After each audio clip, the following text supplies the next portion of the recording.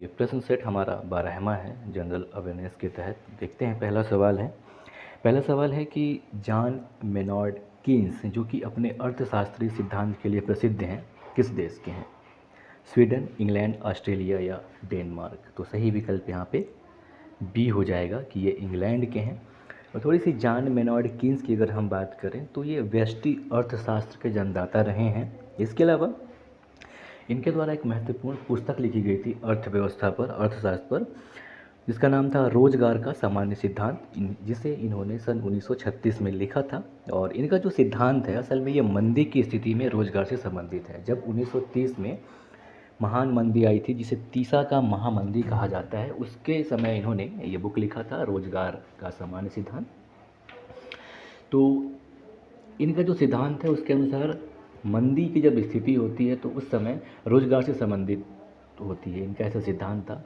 और इन्होंने कहा कि जो बेरोजगारी होती है ये अर्थव्यवस्था में समग्र मांग या समग्र व्यय यानी कि खर्च करने की कमी के कारण होता है। इस प्रकार समग्र व्यय या खर्चे की वृद्धि के द्वारा बेरोजगारी में कमी लाई जा सकती है, ऐसा इनका सिद्धांत था।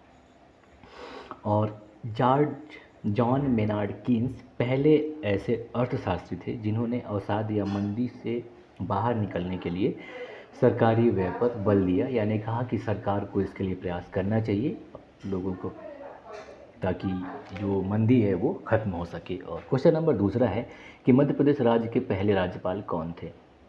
GP Singh, MN Wanchoo, doctor Sitaramayya या बीडी शर्मा? तो सही विकल्प यहाँ पे सी हो जाएगा। डॉक्टर सीतारामैया जो हैं ये मध्य प्रदेश राज्य के पहले राज्यपाल थे। और मध्य प्रदेश राज्य की स्थापना 1 नवंबर 1956 को हुई। तब से यानी कि 1/11/1956 से 13/6/1957 तक ये मध्य प्रदेश के राज्यपाल थे। तो पहले राज्यपाल डॉक्टर पट्टाभी सीतारामैया थे। और क्वेश्चन नंबर थर्ड है कि इनमें से किस शहर में 1923 में झंडा सत्याग्रह आयोजित हुआ? बॉम्बे, नागपुर, लखनऊ या फिर कलकत्ता? तो यहाँ पे सही विकल्प बी हो जाएगा, नागपुर में आयोजित हुआ था।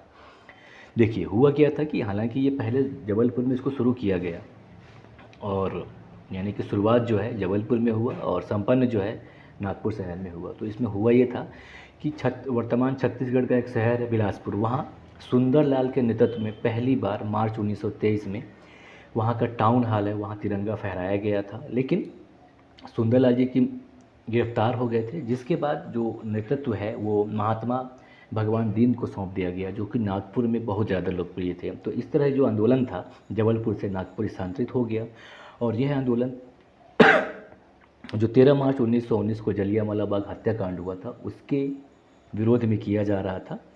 और 17 अगस्त 1923 को सरदार वल्लभ भाई पटेल के नेतृत्व में इस झंडा सत्याग्रह का समापन हुआ। ठीक है, तो सही विकल्प यहाँ पे बी नागपुर हो जाएगा। और क्वेश्चन नंबर चौथा है कि इनमें से कौन एक राष्ट्रीयकृत बैंक नहीं है? SBI, Punjab national bank, HDFC या फिर बैंक ऑफ इंडिया? तो सही विकल्प यहाँ पे डी हो जाएगा कि जो एचडीएफसी बैंक है ये राष्ट्रीयकृत बैंक नहीं है, बल्कि ये अनुसूचित वाणिज्यिक बैंक है। अब थोड़ी सी हम राष्ट्रीयकृत बैंक की बात कर लें कि राष्ट्रीयकृत या नेशनलाइज्ड बैंक कौन होते हैं। तो ऐसे बैंक होते हैं जो कि भारत सरकार के स्वामित्व में आते हैं, राष्ट्रीयकृत बैंक कहलाते हैं। हालांकि ऐसे बैंक जितने भी हैं जो राष्ट्रीयकृत हुए हैं ये प्रारंभ में निजी क्षेत्र के द्वारा शुरू किए गए थे, लेकिन जैसे जैसे समय आगे बढ़ा सामाजिक आर्थिक वजहों से इनका राष्ट्रीयकरण कर दिया गया। तो सबसे पहले वर्ष 1969 में किया गया था।